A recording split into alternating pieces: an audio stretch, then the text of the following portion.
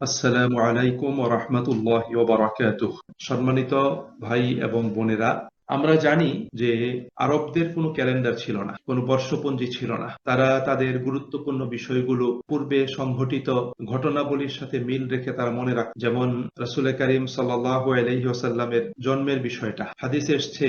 আল্লাহ রাসূল সাল্লাল্লাহু আলাইহি ওয়াসাল্লাম বলেছেন যে হাতির বছর, আমুল ফিল, হাতির বছরে রাসূল করিম সাল্লাল্লাহু আলাইহি ওয়াসাল্লাম জন্মগ্রহণ করেছেন। হাতির বছর বলতে যে বছর আব্রাহা কাবা ভাঙার জন্য হস্তি বাহিনী নিয়ে আগমন করেছিল, সে বছরটাকে আমুল ফিল বলা হয়। অর্থাৎ নবী করিম সাল্লাল্লাহু আলাইহি ওয়াসাল্লাম নিজের জন্মের বিষয়টাকে আমুল ফিলের সাথে সম্পৃক্ত করেছেন। আরবে দুর্ভিক্ষ হয়েছিল, তারা উল্লেখযোগ্য ঘটনাবলীকে দুর্ভিক্ষের বছরের সাথে, বন্যা হয়েছিল, তারা গুরুত্বপূর্ণ বিষয়গুলোকে বন্যার বছরের সাথে তারা সম্পৃক্ত করে তারা সেগুলোকে মনে রাখতেন। এখন আরবদের যেহেতু কোনো ক্যালেন্ডার ছিল না, ইসলাম যখন বিস্তৃতি লাভ করলো, চতুর্দিকে ছড়িয়ে পড়লো, ইসলামী রাষ্ট্রের পরিধি, তার বিস্তৃতি অনেক বেড়ে গেল, তখন রাষ্ট্রীয় প্রশাসনিক কাজের সুবিধার্থে একটা বর্ষপঞ্জি এবং ক্যালেন্ডারের প্রয়োজন ছিল। কারণ রাজধানী মদিনা থেকে যে সমস্ত নির্দেশগুলো প্রদান করা হতো, যে সমস্ত চিঠিগুলো যেত, সেগুলোতে সন তারিখ না থাকার কারণে সেগুলোর বাস্তবায়ন এবং সেগুলোর কার্যক্রমগুলো মনে রাখা,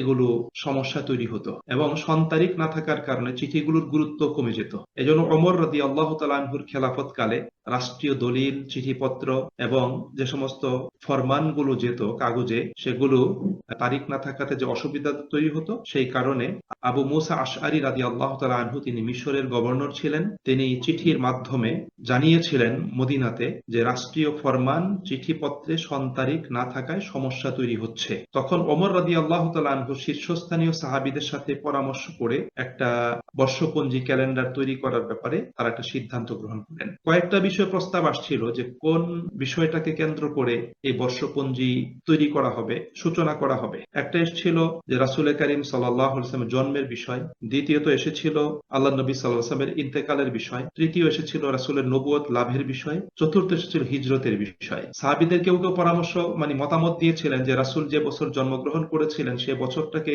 সামনে রেখে সে বছর থেকেই এই বর্ষপঞ্জি শুরু করা হবে। আবার কেউ বলেছিলেন রাসূলের ইন্তেকালের বছর শুরু করা হবে। আবার কেউ নবুয়তের বিষয়টাকে তারা বলেছিলেন। কিন্তু প্রস্তাবে তার জন্ম এবং মৃত্যু এবং নবুয়ত, এই তিনটা সকলের ঐক্যমতে এটা গ্রহণ করা হয়নি, এবং সর্বশেষে আল্লাহ নবী সাল্লাল্লাহু আলাইহি ওয়াসাল্লামের হিজরতটাকে কেন্দ্র করে এই বর্ষপঞ্জি তৈরি করা হয়।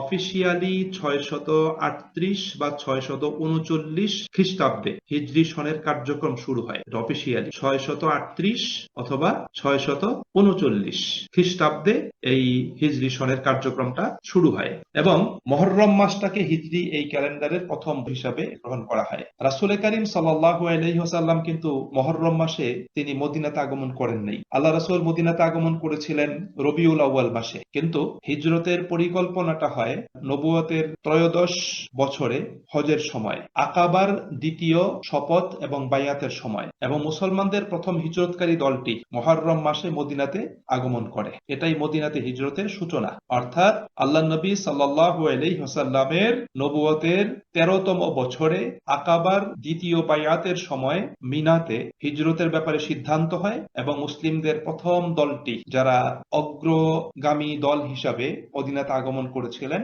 তারা মুহররম মাসে মদিনাতে আগমন করেন, পদার্পণ করেন। এবং এই বিষয়টাকে কেন্দ্র করেই রাসূল করিম সাল্লাল্লাহু আলাইহি ওয়াসাল্লামের এবং সাহাবায়ে আজমাইন রাদিয়াল্লাহু তাআলা আনহুম তাদের হিজরতের এই বিষয়টাকে সামনে রেখে এই হিজরি ক্যালেন্ডারটা সূচনা করা হয়।